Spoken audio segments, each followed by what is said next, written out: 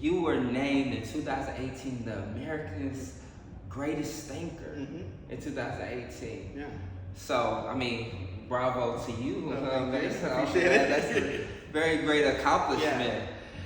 Yeah. And I remember it was a quote that I was reading that you said. Do you remember the quote that you shared at that moment about success? Yeah, I said that on my art. So this was the Greatest American Thinker was a contest. It was a public debate contest. So think presidential debates, but not much of a hot mess as they are now. But it was set up presidential debates where there were two podiums and there was a philosophical question. And this was a contest that used to be on C-SPAN, so it was a big deal. The question was failure or success. Which shapes a person's life more? And I represented the failure side. And I don't know if it's the exact quote, but the thesis was, and it was based on a lot of my personal experience too, was that to be ultimately successful, meaning to do what we think is important, that makes us proud, we have to rely on failure to push us in certain directions or push us away from certain directions. So the argument that won that debate was, in the two rounds we had, was that we want to be successful all the time, we don't want to lose, but it's the losing that makes us make the best decisions, and that it's the illusion of always being successful that makes us do really dumb things. Wow. I love that statement you said, it's the losing that makes us successful. Yeah. Now, let's just go rewind a little bit. Let's go back to young Anthony Berryhill. Like, who was this young man that's to become the greatest thinker, right? Like, what's the story? Share with the audience. Yeah, I guess it'll start the story when I was about 5.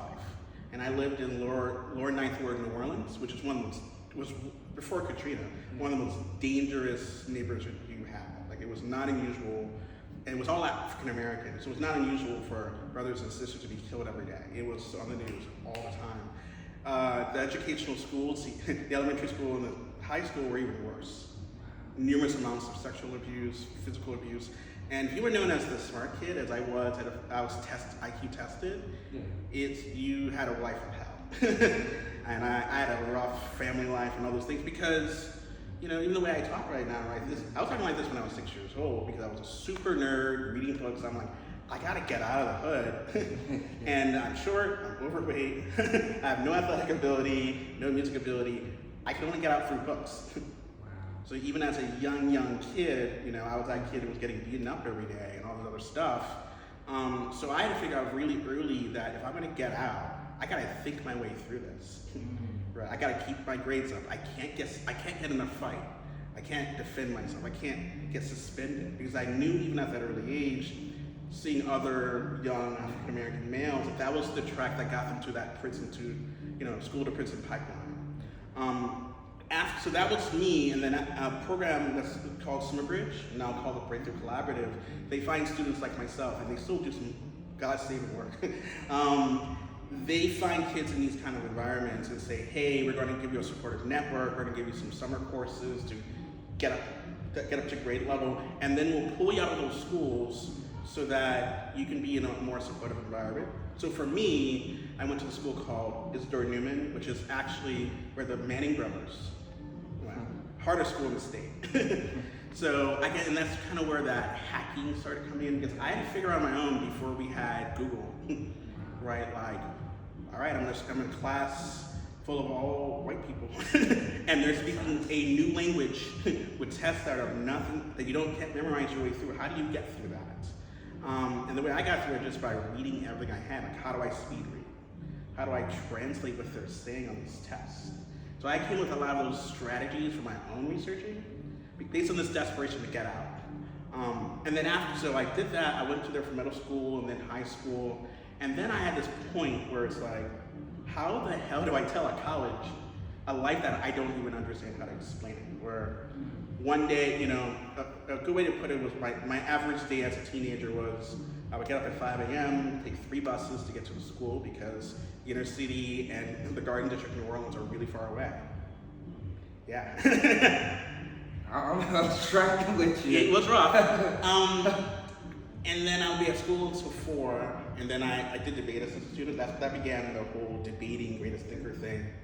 And then I would come home by 6, and then I'm taking like calculus and the hardest history classes, hardest science classes. So I had to figure out a way to hustle in my own way, try to translate those things and come up with the strategies. And because I was a debater, I was flying across the country in these national tournaments. What I started doing was connecting those dots. I.e., if I'm fighting a kid, not fighting, but debating a kid who's from a blue urban school in New York City, like Stuyvesant or something, I gotta outthink them, because I'm not gonna win it based on my presence or my body or what I look like. I would argue them with a person who doesn't look like me judging. Sometimes in a room full of a lot of people who don't look like me. And through all of that, there's a long period of my college life, but I won't go into all of it. I eventually gained that kind of confidence from a super shy, kind of traumatized kid from that background to, all right, I know how to defend myself verbally. I know how to argue in an essay, or how to write it out, or how to explain really difficult things to people.